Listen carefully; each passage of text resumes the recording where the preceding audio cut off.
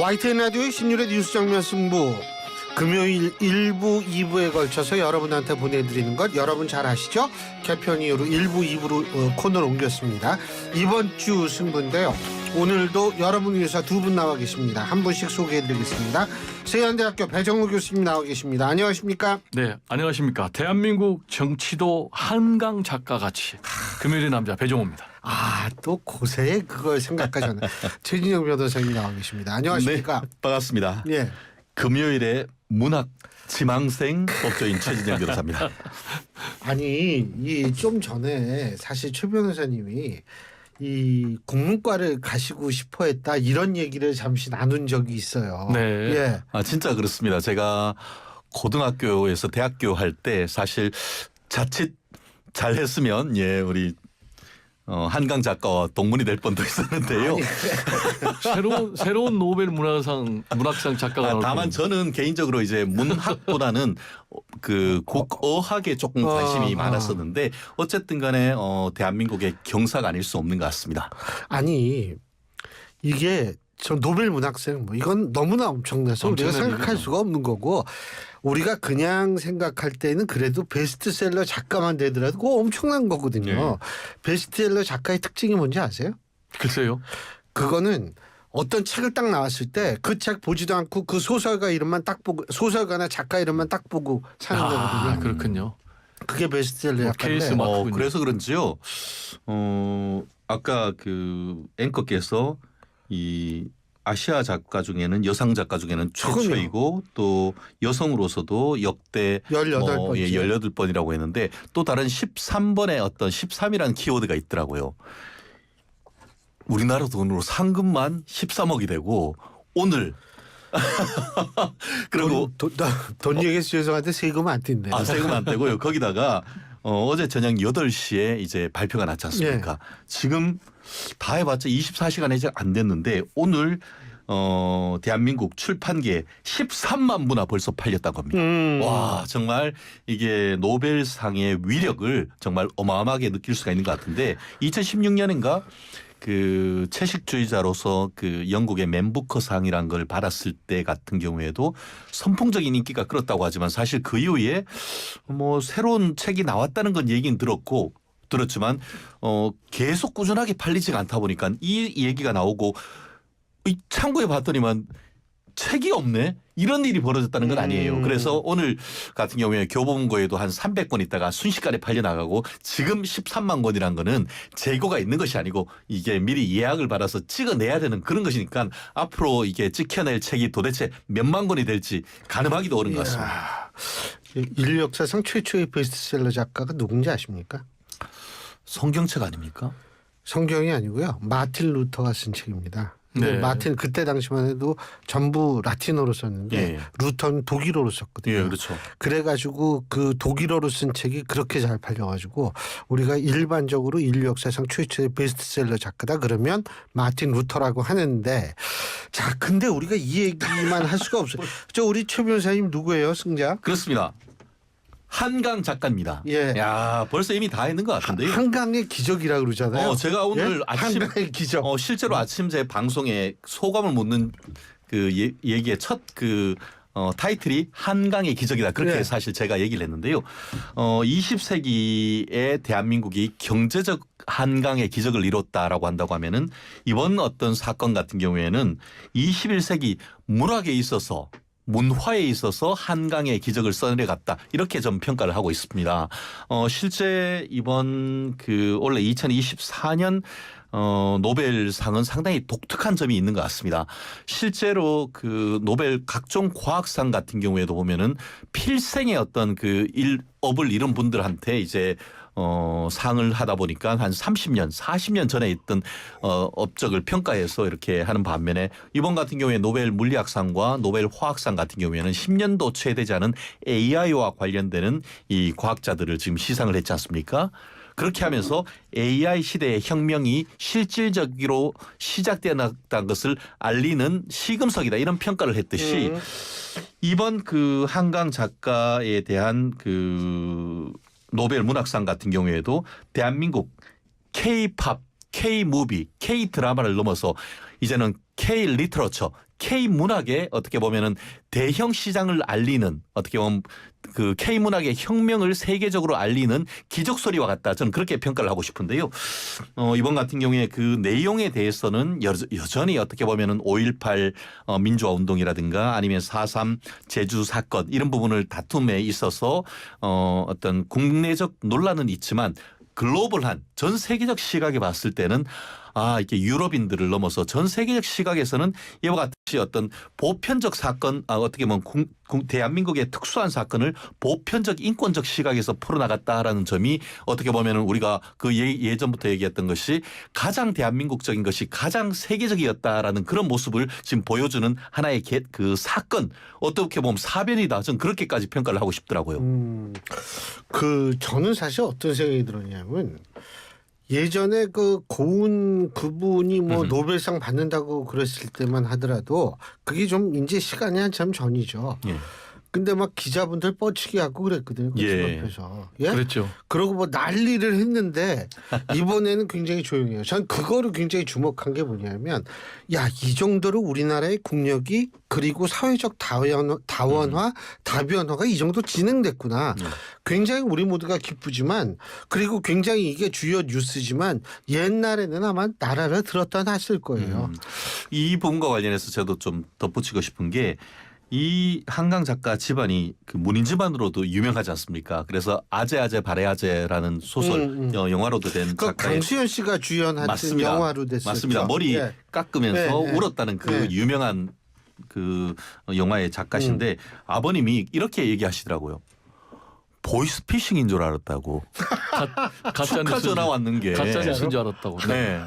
가짜 뉴스인 줄 알았다는 거 아닙니까? 그만큼 생각하지 못한 점에서 왔다는 점에서 놀라운데 마치 우리가 성경에서 어떻게 보면 예수님한테 천국이 언제 옵니까? 이렇게 하니까 천국은 도둑처럼 온다. 언제 올지 모른다라고 했는데 마치 그 비유와 굉장히 좀 비슷했던 것 같은데 이 그 한강 작가에 대한 노벨 문학상이 마치 도둑처럼 밤에 아들이랑 식사하고 차 한잔 하는데 전화가 걸려왔다는 것 아닙니까? 그래서 이제 노벨 그 위원회의 그 상무이사와 영어로 한 7분간 대화를 했다라는 그 얘기를 들으면서 말씀처럼 야, 이제 K 드라마로서 뭐 에미상을 받고 K 무비로서 아카데미상을 평정했었는데 이제는 노벨 문학상까지 받았다라고 한다고 하면은 이제 전 영역에서의 K 문화가 어떻게 보면 전 세계를 지배하는 그런 지경에 이르렀다는 것에 방점을 찍었다 그렇게 얘기하지 않을 수 없습니다. 예, 아니 그 경제가 크면은 전반적으로 다 좀 잘 되나 봐요. 한마디로 이제 앵커께서 말씀하신 대로 대한민국의 국력이 예. 그만큼 성장했다. 그 국력에서 이제 한강 작가의 노벨 문학상 수상 쾌거도 나온 거다. 이렇게 볼 수밖에 없고요. 그렇지만은 외신도 예상을 못할 정도로 놀랐어요. 그래서 다 서프라이즈 이렇게 얘기했고 또 보니까 아버지도 가짜 뉴스라고 했고 또 도박사들도 전혀 예상을 못했다고 합니다.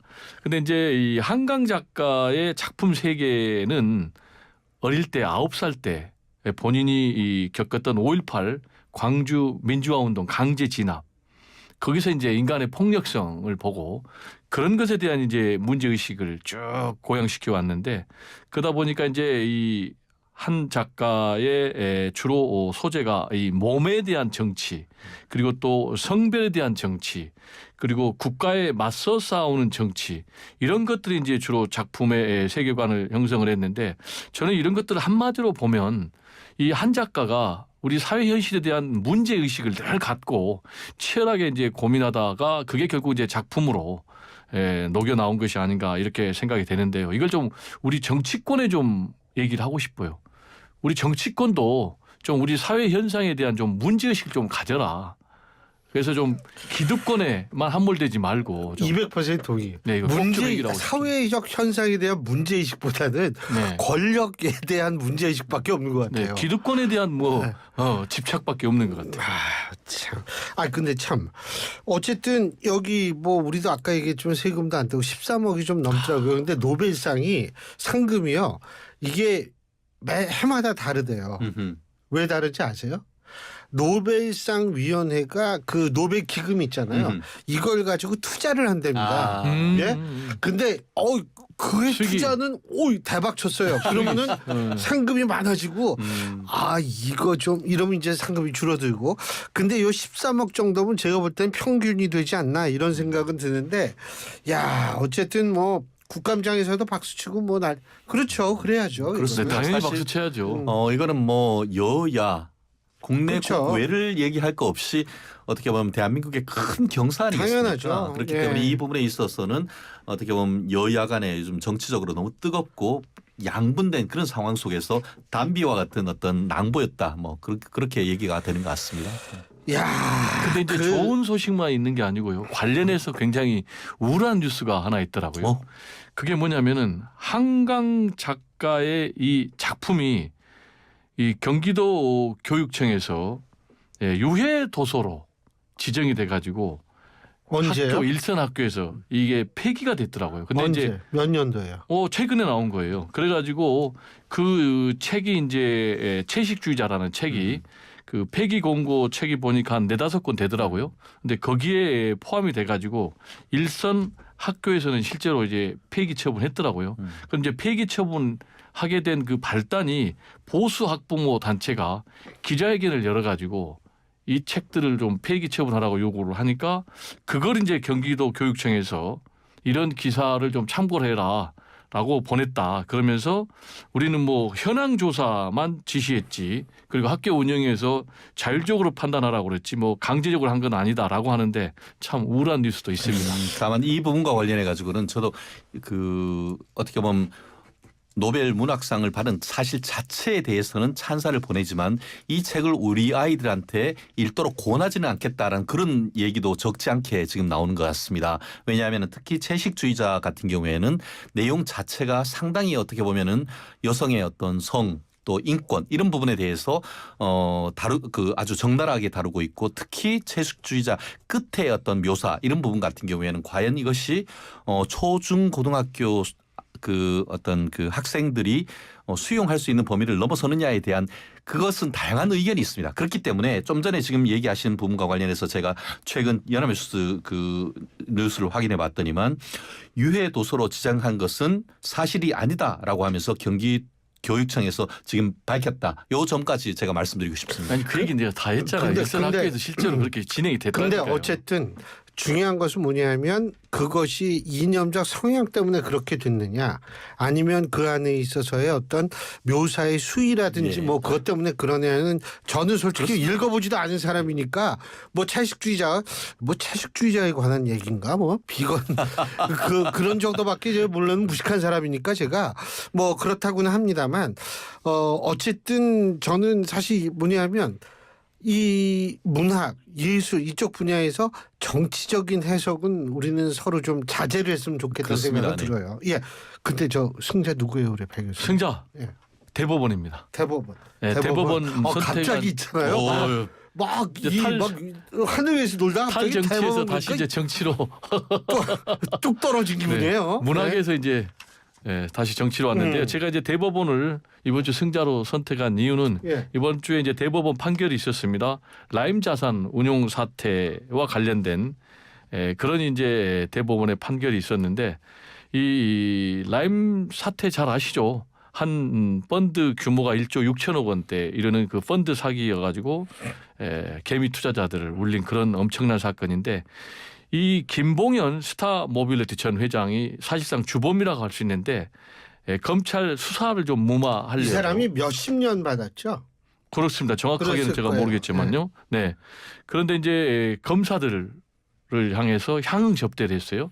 수사를 좀 미리 막아보려고. 그래서 대법원이 그 파기환송했죠. 네, 20까지 무죄 실제로 근데 나왔는데. 실제로 그 향응 접대했던 검사가 이 라임 사태 수사 검사로 합류를 했단 말이에요. 근데 이제 검찰이 기소할 때부터 99만 원 불기소 세트냐 해가지고 3명의 검사가 향응을 받았는데 다 청탁금지법 적용하니까 2명은 아예 기소 자체를 안 했고 1명만 100만 원이 넘는다는 이유로 이제 기소를 했는데 1, 2심에서 무죄를 받았어요. 네. 이게 또 이제 뭐 그 청와대 계산법이 행정관이 있나 왔다고 봐요. 그래가지고. 네. 90만 원으로 됐죠. 근데 아니다. 이 네, 계산법이 대법원에서. 잘못됐다. 다시 계산해라. 100만 원 넘는다. 라면서 이제 유죄치로 파기환송을 했거든요.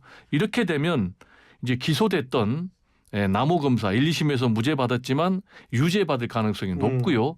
그리고 기소 자체가 안 됐던 2명의 검사에 대해서도 뭔가 좀 사법적인 조치 아니면 최소한 검찰에서 징계 조치라도 해야 되는 것 아니냐라는 여론이 높습니다. 네.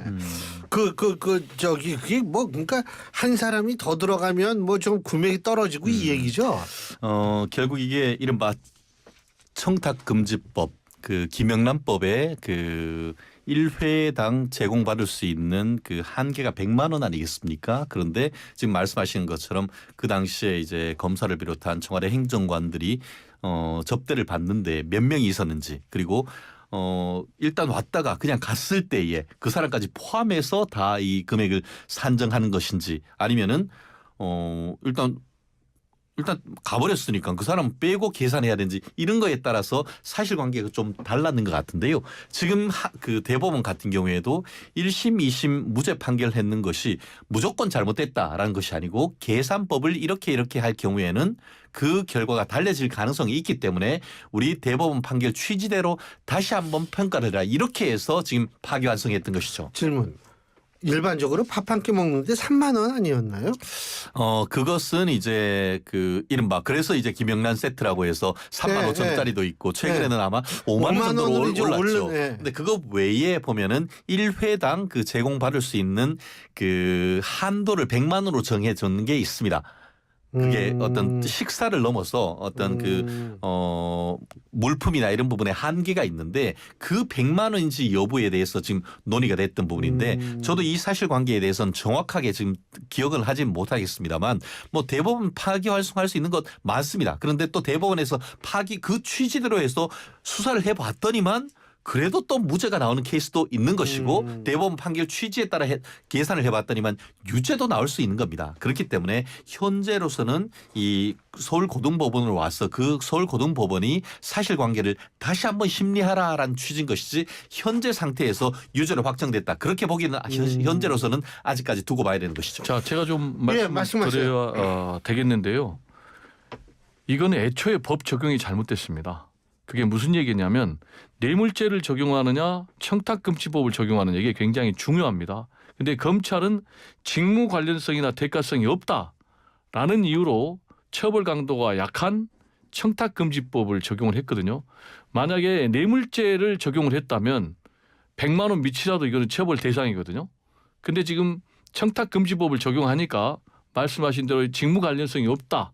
이런 전제하에 100만 원 초과해야지 1회당 처벌이 가능한데 아까 말씀드린 대로 2명은 n분의 1로 나눠보니까 96만 원 정도 나왔다. 그러니까 기소가 안 된다. 죄가 안 된다라는 거고 이 사람만 이제 죄가 된다라는 것인데 일단 이 계산법도 말씀하신 대로 그러면은 꼭 유죄라는 것은 아니지만은 이거는 사실상 계산이 잘못돼도 100만 원 밑에 그러니까 다시 계산해서 유죄를 때리라는 얘기지 무죄라고 하면 안 되는 거죠. 그래서 이 부분에 대해서는 아까 제가 말씀드린 대로 검찰이 최소한 사과를 해야 됩니다. 그런데도 당시에 검찰총장이 윤석열 검찰총장이거든요. 그래서 사과를 한다고 그랬어요. 근데 검찰은 지금까지 사과를 안 하고 있습니다. 그리고 아무런 징계조차도 하지 않고 있어요. 설령 지금 사법처벌 대상이 아니라고 그래도 검사가 피의자와 관련해서 술을 얻어먹었으면 당연히 여기에 대해서는 징계는 해야 되는 것 아니겠습니까? 반면에 박은정 검사 같은 경우는요. 감찰했다는 이유만으로 완전히 이 징계를 했단 말이에요. 그래서 해임을 했거든요. 근데 이 사람들은 그럼 왜 해임 안 하냐라고 하니까 재판 중이다라는 이유로 해임을 안 한 거 아니 징계를 안 한 거예요. 그러니까 이번에 국감장에서 박은정 검사가 법무장관을 향해서 항의를 한 거예요. 그럼 나도 재판 중이었는데 왜 나는 해임했느냐. 여기에 대해서 아무 말도 안 했거든요. 그래서 제가 볼 때는 최소한 2가지. 통렬한 국민에 대한 사과 그리고 향응을 받은 검찰들에 대한 중징계가 있어야 된다. 저는 이렇게 생각을 합니다. 흥미로운 거 말씀드릴까요? 김 전 회장이 징역 30년이 확정이 됐습니다. 그러고 나서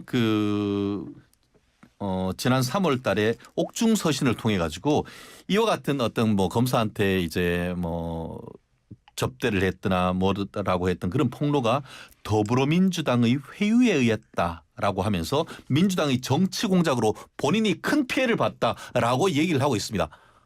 이재명 대표와 관련해 가지고 뭐 검찰이 회유했네 뭐네 얘기하는데 이거에 대해서 민주당은 어떻게 생각하시죠? 자, 그러면 지금 말씀은 누가 진실이죠? 지금 또 똑같은 논리로 지금 국민의힘이 제 말씀은 다른 거 말고 그러니까 제가 얘기를 하는 거 제가 드린 질문하니까 그렇기 때문에 결국 이 사안과 관련해 가지고 회유에 의해서 했다는 내용 자체가 진실인지 여부를 지금 다투고 있는 것이고 그 당시에 추미애 법무부 장관이 이 검사들에 대한 어떤 감찰을 지시를 했고 이 부분과 관련해서 이 윤석열 당시 검찰총장에 대해서 수사 지휘를 중단하라는 수사 지휘관까지 발동했던 사건입니다. 그러면서 추미애 법무부 장관 하에 이 검찰이 진짜 빡세게 그 수사를 해가지고 봤더니만 직무 관련성이 있었다고 하면 그때 이 사건에 대해서는 뇌물죄로 기소를 했겠죠. 그렇지만 아니, 그 관련해서 질문을- 대가성과 직무 관련성이 입증이 덜 됐기 때문에 예. 결국은 부정청탁 금지법으로 아니, 기소했던 거 질문을 말씀하세요. 하시면 아닙니까? 내가 말씀하세요. 답변을 해야 되잖아요. 말씀하세요. 지금 이화영 전 부지사 회유 논란과 이걸 또 묶어서 나한테 얘기를 했는데 답변을 해야죠. 만약에 변호사님 논리라면 이화영 전 부지사의 논리도 수용을 해야 되는 거예요. 근데 지금 그거는 국민의힘에서는 거짓말이다 하고 또 이거는 진짜다 그러고 그럼 제가 그렇게 이중잣대를 드리는 거 아니고요. 아니, 잠깐만요. 이화영 뭘- 사건은 벌써 아니야. 1심에서 법원 판결이 났던 건 아니겠습니까? 아니 그렇다면 이거는 지금 확정 판결이 났잖아요. 그러면 그러니까 제가 논리가 드리는 아니 말씀은- 그러니까 내가 얘기할 때 좀 들어주세요. 본인 얘기할 때 경청하잖아요. 네. 말씀하세요. 그러니까 논리가 하려면 좋은데 일관된 논리를 해야 되잖아. 그러면 이때는 이 논리하고 이때는 이 논리 이중 논리로 하면 안 되는 거 자기 모순이죠. 제가 드리는 취지는 이런 그 김 전 회장의 민주당의 회유로 인해서 피해봤다는 것에 대해서 예. 민주당은 어떤 태도로 나올 것인지 사과를 할 것인지를 한번 밝혀달라는 아니 그 말을 하려면 이화영 전 부지사에 대해서 지금 국힘이 또 공격을 하잖아요. 말 바꿨다고. 예. 자, 여기까지. 자, 나머지는 2부에서 계속하죠. 1부 여기서 줄입니다. 예, 신율의 뉴스 정면 승부 2부 시작합니다. 1부에 이어서 이번 주 승부 계속할 텐데요. 지금 이 자리에는 세안대학교 배정호 교수, 최진영 변호사 두 분과 함께하고 있습니다. 가만있어, 마지막에 누가 그냥 아무나 하죠. 패자 누구세요? 아 패자. 네. 예, 안타깝게도 정말 국정을 잘 운영해 주기를 온 국민이 바라는 우리 윤석열 대통령입니다. 야, 또 그럼 미사례고까지 이게 섞어주시니까 이게 말씀하세요. 지금 윤석열 대통령이 이 개인적으로 볼 때는 취임 이후에 최대 위기가 아닌가 생각됩니다. 예.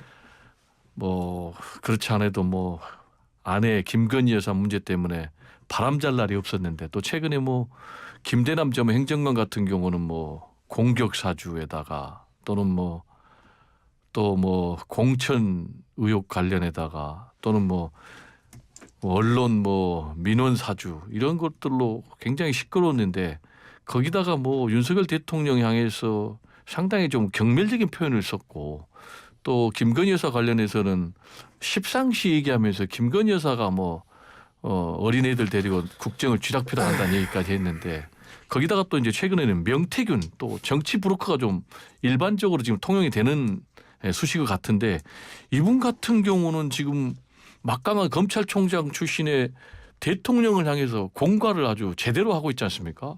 나 구속시키면은 한 달 안에 하야시키겠다. 탄핵시키겠다. 그걸 보니까 야당이 그 윤석열 정권 검찰 독재라고 그러는데 독재가 아님을 증명했어요. 본인이. 그렇네요. 독재 정권이면 어떻게 그런 대통령한테 협박을 합니까? 독재 정권은 맞는데 지금 독재 정권이 붕괴될 지금 조짐. 그래서 민주당에서는 제2의 국정농단이다. 지금 이렇게 얘기를 하고 있지 않습니까? 그 제가 두 분께 한 가지만 여쭤볼게요. 네. 말씀 중에 죄송한데 네. 명태균 씨란 이름 들어보신 분? 과거에. 과거에. 그럼 요새야 뭐 모르는 사람 없죠. 아, 명태균 씨의 이름을 저는 들어보지 못했는데 이유는 명태균 씨는 영향력 있는 유력 정치인하고만 상대합니다. 특히 윤석열 지금 대통령도 일부러 본인이 김영선이라는 또는 누구라는 다리를 놔서 검찰총장 때 본인이 접근했다는 거 아니에요. 그러니까 우리는 안타깝게도 최 변호사님도 그러고 한마디로 네. 별 볼 일이 없으니까. 명태균 씨가 접근할 대상이 아니었죠. 뭐 여기 대낮이라서 별 볼 일은 없고요. 아니 근데 보니까 근데 뭐 지역에 가다 오세훈, 보면은 홍준표, 이준석, 그렇죠. 뭐 나경원, 뭐 나경원은 자기는 아닌가요? 예. 저는 쉽게 말하면 광 파는 거죠. 음. 지역 저희가 지역에 내려가서 정치를 하다 보면은 지역 언론과 어떤 그 관계를 가지지 않을 수가 없죠. 그리고 그 중에서 지역 언론 중에 특히 이제 여론조사를 하는 일부 언론 같은 경우에는 그 지역에서 다른 언론들보다 쉽게 말하면은 정치적 영향력이 훨씬 더 많기도 합니다.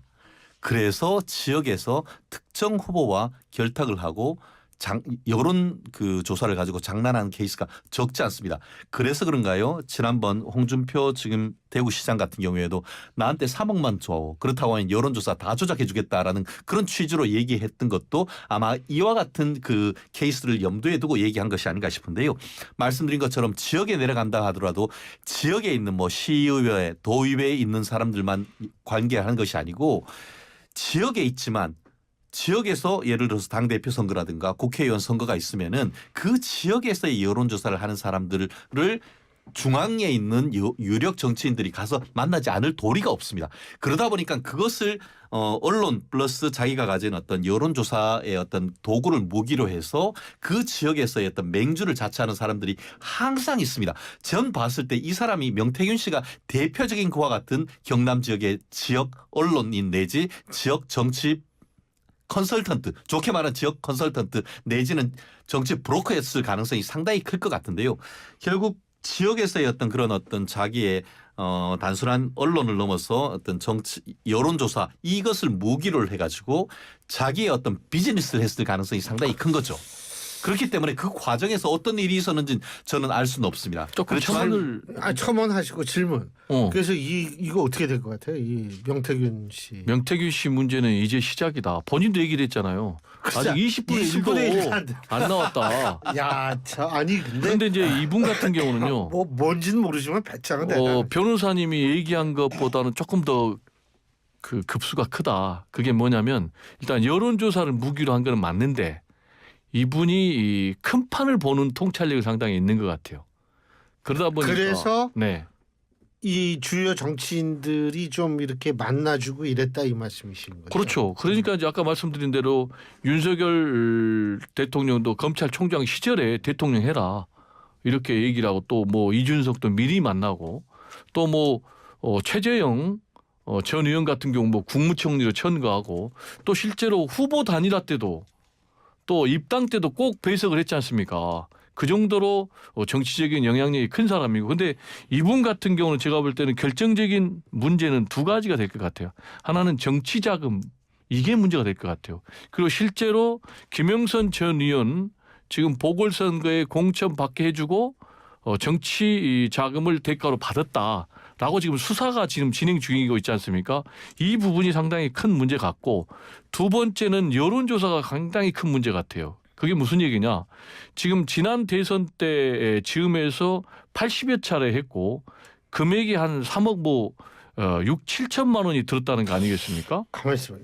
ARS로 하면은요 80여 차례 그 정도 돼 있군요. 그거보다 더 많지 않을까요? 아니요. 그게 요새는 ARS로 하면 그 정도 가격은 나올 거예요. 아니 그러니까 이제 그게 80여 차례 지금 뭐 말씀하신 대로 비용이 더 많다는 사람도 있고 더 적다라는 사람도 있는데 어쨌든 이거는 뭐 김영선 전 의원의 회계 책임자인 강모 씨가 얘기한 거니까. 근데 또 두 번째로는 이분이 여론조사를 했는데 이 여론조사가 굉장히 윤석열 당시 대선 후보에게 유리하게 주로 많이 나왔다는 거 아니겠습니까? 유리하게 그럼 나왔다는 게 기준이 뭐냐? 다른 일반 조사보다는 상당히 더 격차가 크게. 그런데 지금 이분 같은 경우 보니까 세금 체납을 뭐 3억 원이 넘는 뭐 3억 8천만 원 정도로 했다는 거예요. 그러면은 돈이 어디서 났냐 이거예요. 그래서 이제 이게 상당히 좀 제가 볼 때 문제가 될 것 같고 이것과 관련해서 그 강모 회계 책임자는 김영선 전 의원 공천받게 해주고 그 대가로 여론조사를 해줬다. 지금 이렇게 주장을 하고 있거든요. 그래서 만약에 이걸 또 본인이 윤석열 대통령에게 여러 차례 보고했다고 주장하고 있는 것 아니겠습니까? 그래서 이런 부분들이 수사에 착수해서 결과가 만약에 인과관계가 나온다면 엄청난 파장이 일죠. 저는 잠깐만요. 오늘 나경원 의원께서 뭐 얘기를 했는데 네. 그 여론조사 이준석 의원이 또 굉장히 거기에 대해서 적극적인 반박을 하고 뭐 이런 것도 여론조사 관련한 거 아니에요? 나경원 전 의원이 얘기하는 거는 두 가지 케이스예요. 하나는 전당대회 때 자기가 이준석 전 대표한테 밀렸는데 그 결정적인 개입을 명태균 씨가 여론조사로 장난쳤다라는 거 하나. 그리고 두 번째 자기가 또 서울시장 나갈 때 이 오세훈 지금 현 시장이랑 경합을 했는데 둘 다 본인이 엄청나게 앞섰는데 명태균 씨가 개입해가지고 이쪽 여론조사에서 뒤지게 나오면서 결국 자기가 역전당했다라는 지금 주장이거든요. 근데 여기에 대해서 말씀하신 대로 이준석 지금 전 대표는 무슨 소리냐. 내가 주로 대체로 다 이긴 여론조사였다. 부정선거론자의 초기 증상이다 이렇게. 네, 그렇게 또 얘기를 하고 있기 때문에 네. 이 부분도 일파만파. 그리고 하나만 더 얘기하면 근데 명태균 씨가 지금 그 국민의힘 그 책임당원을 대상으로 여론조사를 했다는 거예요. 그 안심번호 유출이요? 아니 책임당원 명부 유출. 아니 그 안심번호에 안심번호예요, 그게. 안심번호. 아니 그러니까 그게가 네. 안심번호로 전환이 됐지 예. 원 이름은 그거는 없어요. 책임당원이 그러니까 아니 이름이 네. 있다 없다는 거 아니라 중요한 거는 그 명부가 책임당원 명부다 이거죠. 네, 네. 그래서 책임당원 명부는 대선 경선자들한테만 줬는데 이게 어떻게 캠프에 준 명태균한테 거예요, 갔느냐. 캠프. 예. 그래서 이 문제를 지금 그거 조사하잖아요. 야당에서도 주장을 하고 있고 예. 지금 현재 한동훈 대표 체제에서도 이걸 네. 조사해야 된다라고 얘기하고 있기 때문에 이게 조사할 거 상당한, 많아요. 국민의힘. 파장이 많아요. 김대남인가 그 사람 문제도 조사한다 그러죠. 이거 네. 조사. 거기 무슨 수사 본부를 하나 뿌려야 될 것 같습니다. 근데 네, 저는 말씀하시죠. 어떤 느낌이 드냐면은 나치의 괴벨스가 있었고 제정 러시아의 요승 라스푸친이 있었습니다. 어떤 정치가 혼란하고 할 때는 꼭 이상한 사람들이 등장하는데 사건에 의혹은 제기하지만 실체는 없는 케이스가 많습니다. 이번 케이스 같은 경우에도 여러 가지 주장만 낭보하지 실질적으로 어떤 사실을 뒷받침할 수 있는 것은 거의 드러나지 않고 오히려 좀 전에 그 배 교수님 말씀하신 것처럼 이 명태균 씨 같은 경우에는 실체로 드러난 것은 그 김영선 전 의원으로부터 어쨌든 간에 그 돈이 명목이 뭐든 간에 월급 반 가져갔다는 월급 거죠. 절반을 받았다는 사실은 팩트 아닙니까? 그걸로 예. 해서 압수수색을 하고 지금 정치학 위반으로 해서 지금 수사를 받고 있는 겁니다. 더불어서 지금 얘기하고 있는 어떤 그 개인 정보가 외부로 유출됐다든가 아니면은 여론조사를 왜곡했다 할 경우에 특히 여론조사 왜곡하는 것은 공직선거법과 관련해서 허위 여론조사 공표죄. 결과 공표죄는 굉장히 엄합니다. 실질적으로 그와 관련해서 당선된 사람이 있으면은 그와 관련돼서 어떤 300만 원, 100만 원인가 300만 원, 저 정확하진 않은데 그렇게 되면 당선 무효형이 될 정도로 사안이 엄중합니다. 그렇기 때문에 이 사안에 있어서 지금 홍준표 지금 대구시장 같은 경우에도 이 거짓말하고 헛소리하는 사람 구속 수사를 해라라고 지금 얘기하고 있지 않습니까? 그게 실무를 봤을 때 지금 얘기한 것처럼 정치자금법 위반 그리고 또 공직선거법상 이 그 허위 그 여론조사 공표죄가 만약에 입증이 된다고 하면은 이 사람 명태균 씨 같은 경우에는 지금이 좋은 때죠. 조만간 구속 이게 입증이 된다고 하면은 구속 수사감이다. 그리고 그 이후에 뭐 그것을 사주했는지 어떤지 저는 그 또한 좀 밝혀야 된다고 봅니다. 하지만 그것이 허위로 밝혀졌을 때에 이것이 마치 사실인 것처럼 침소봉대하고 하는 주장하는 그 정치 세력에 대한 책임도 좀 물어야 된다고 봅니다.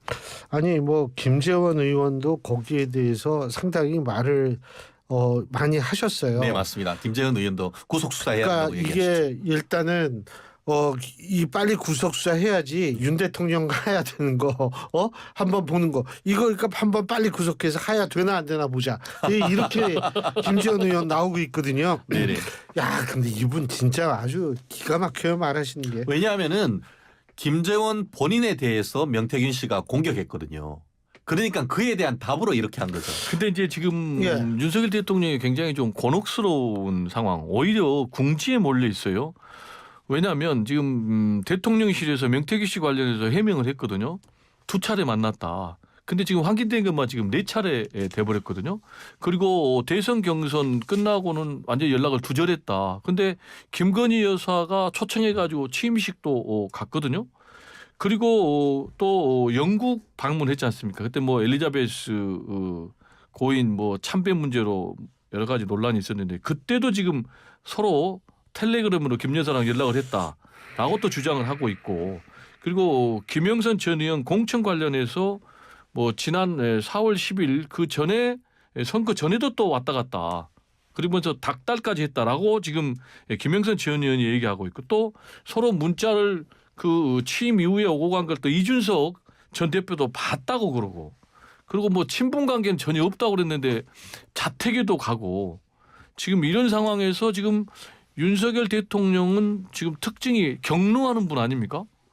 근데 전혀 경로를 안 해요. 제가 볼 경로를 때는- 하려고 해도 해외에 있는데 무슨 경로를 아니 합니까? 제가 말한 경로는 뭐냐면 바로 고소고발 하잖아요. 근데 여기에 대해서는 전혀 이재명 고소고발했어요. 대표죠. MBC 바이든 날리면도 뭐 바로 고소고발하고 그다음에 뭐 부산 저축은행 부실 수사 의혹 제기한 뉴스타파도 바로 고소고발하는데 근데 뭔가 뭐 좀 전 딴 건 모르겠는데 우리 김건희 여사님이 좀 너무 다양한 사람들과 다양하게 접촉을 해가지고 이게 지금 계속 조금씩 나오고 있는 거 아니에요. 다양한지 난잡한지 모르겠습니다.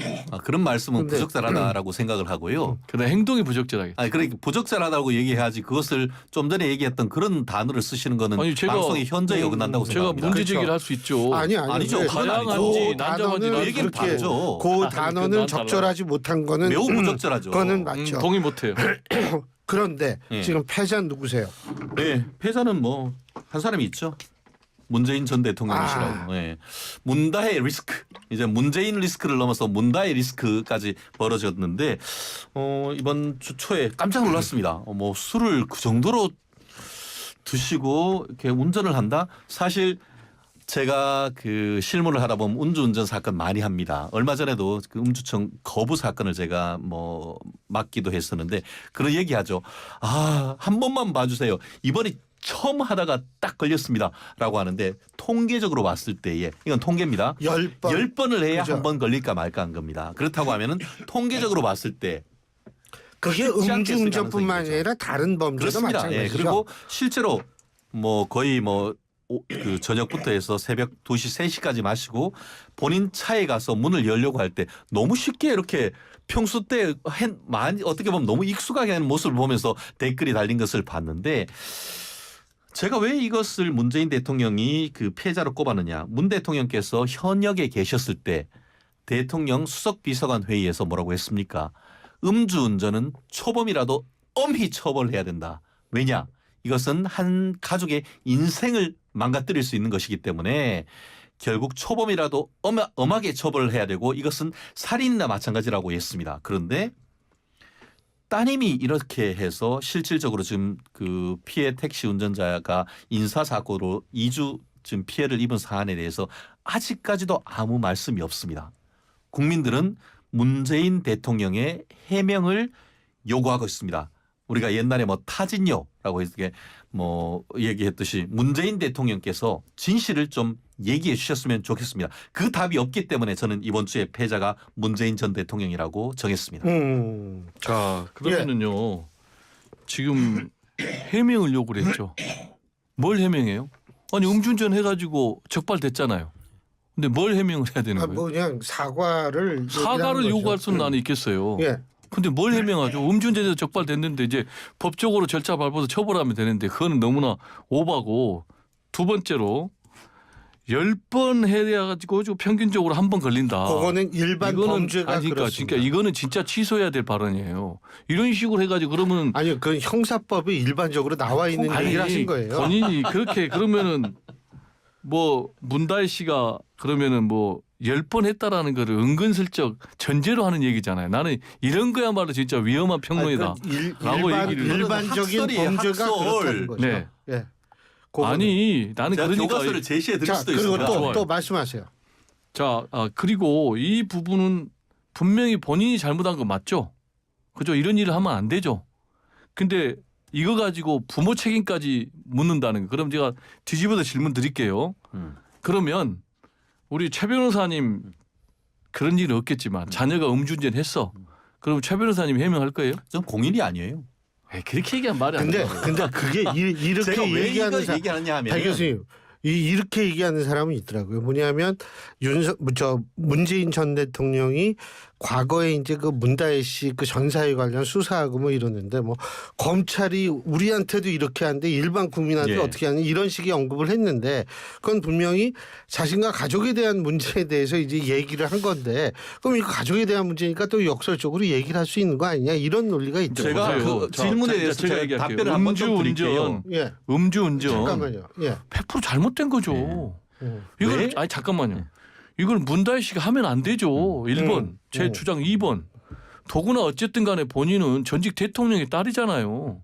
그러면 행동을 더 조심해야 되잖아요. 이거 잘못된 거잖아요. 그죠?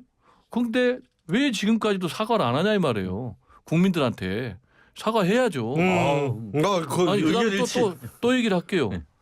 근데 문재인 전 대통령한테 당신이 해명이라 너무 한 거고 사과를 요구하면 나는 안 된다고 봐요. 그러나 제가 문재인 대통령이라 하면 어떻게 하겠어요? 부모된 죄로 자식의 행동에 대해서 제가 문재인 전 대통령이라면 저는 사과하겠어요. 제가 왜 네. 문재인 대통령의 사과를 요청하냐 하면은 저는 아니 해명을 요청. 해명을 요청 아니 뭐 해명이든 사과든 뭐 전혀 그게 다르죠. 그건데 왜 그러냐? 저는 이번에 문다혜 씨가 40대인 걸 처음 알았습니다. 저는 20대 초반일 줄 알았습니다. 왜냐? 뭐 차 사줘, 집 사줘, 뭐 아무튼 뭐 좀 해외 갔다 오면은 또 다른 데도 아니고 청와대 와서 같이 살아줘.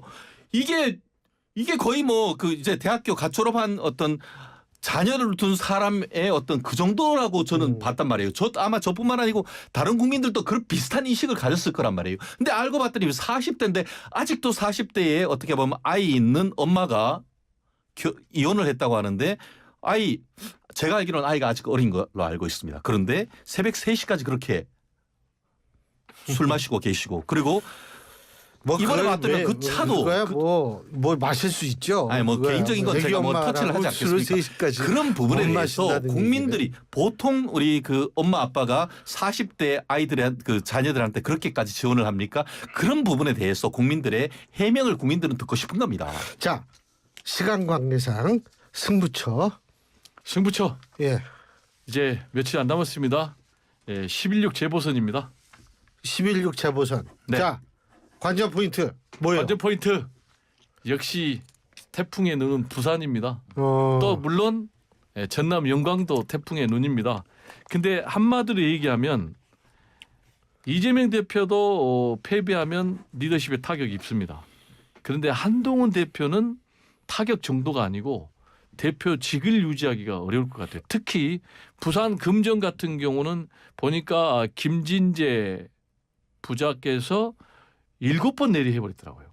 이게 전통적인 텃밭인데 딱 한 번 이제 여기서 지난번 문재인 전 대통령 시절에 뺏겼는데 이게 보니까 뭐 지역에서는 서울 서초 같은 데라고 해요.